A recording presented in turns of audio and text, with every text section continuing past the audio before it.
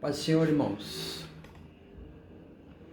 Lucas 15, 11, a parábola do filho pródigo. Vou ler uma parte para a gente conversar um pouco a respeito deste filho, quem é este filho.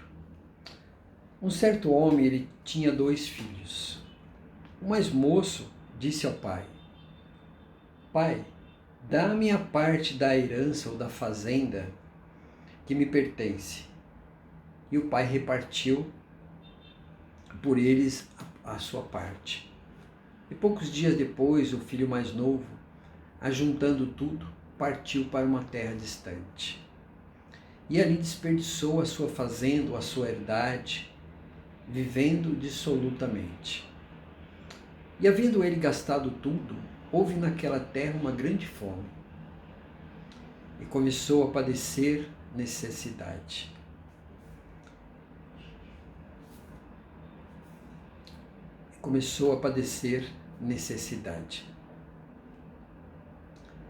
E foi e chegou-se a um dos cidadãos daquela terra, o qual o mandou para os campos a apacentar os porcos.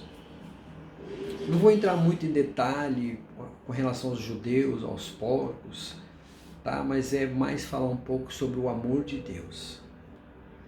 E desejava encher o seu estômago com as bolotas que os porcos comiam, e ninguém lhe dava nada. E caindo em si, disse: Quantos trabalhadores do meu pai têm abundância de pão, e eu aqui pereço de fome? Levantar-me-ei, e irei ter com meu pai, e dir-lhe-ei: Pai, pequei contra ti e contra os céus também.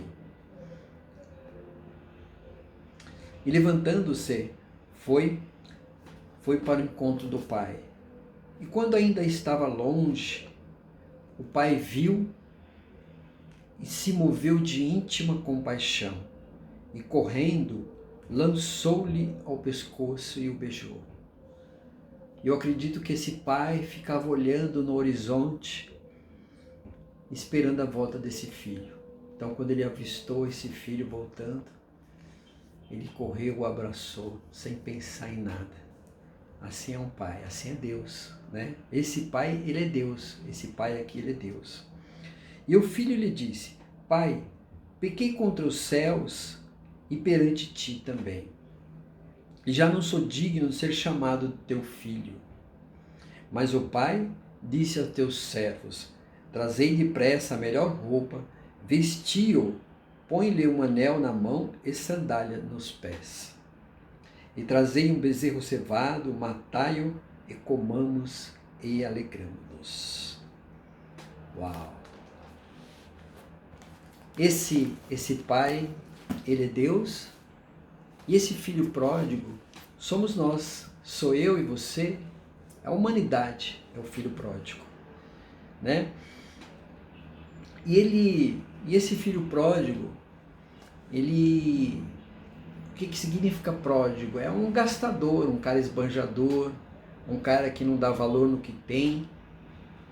Então ele pega tudo que tem do seu pai, tudo que ele recebe, ele gasta, ele esbanja. E quando ele perde aquilo, ou muitas vezes ele, como o caso desse aqui, ele foi embora e ele tinha levado a herança dele, mas o pai dele ainda tinha bens. Mesmo com bens, mesmo nessa situação, ele sofria pior do que os empregados. Ele estava passando mais necessidade que os empregados. Isso aqui é como um patrão, né? Um patrão que é mau, que é perverso, que não tem Deus. Ele tem riqueza, ele tem poder, mas ele é mais infeliz, ele é mais miserável do que os seus funcionários, ou às vezes até aquele que não tem nada, que mora na rua. Esse patrão, ele é mais miserável que um morador de rua.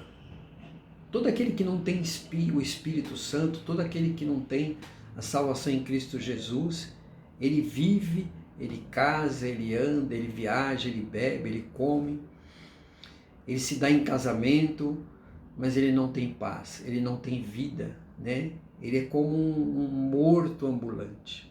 né? Então, por isso que eu sempre procuro falar a questão do amor e da salvação em Cristo Jesus, né? Então, quando nós estamos longe de Deus, quando nós estamos longe de Jesus, ele se entristece. Jesus tem sentimento, irmãos. O Espírito Santo, ele tem sentimento. Deus tem sentimento, nós herdamos dele esse sentimento. Então, quando nós estamos longe de Deus, quando nós estamos longe de Jesus, ele nos vê, ele fica no horizonte, olhando a nossa volta, olhando a nossa chegada. Como esse pai aqui, né? Esse pai, na verdade, ele é Deus. Então ele ficava olhando o filho ali no horizonte, eu imaginando assim que ele ficava todo dia ao entardecer, vendo se o filho voltaria.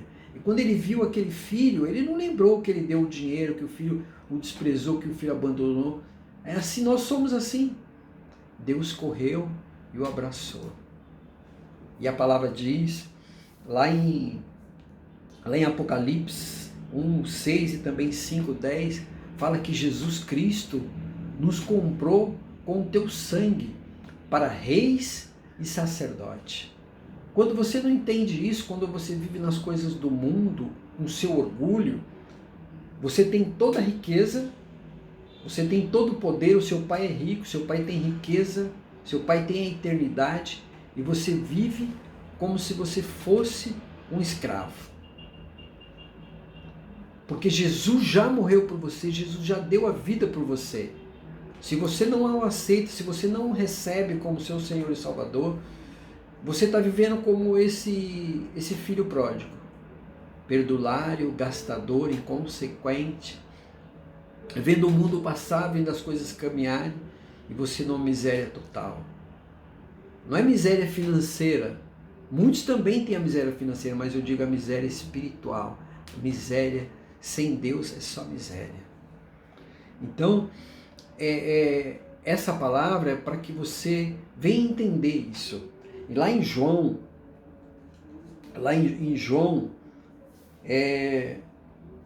João 17:21, a palavra fala assim, que Deus é amor. E aqueles que estão em amor, e o que estiver em amor, o Pai, o Filho e o Espírito Santo vem fazer moradia nele.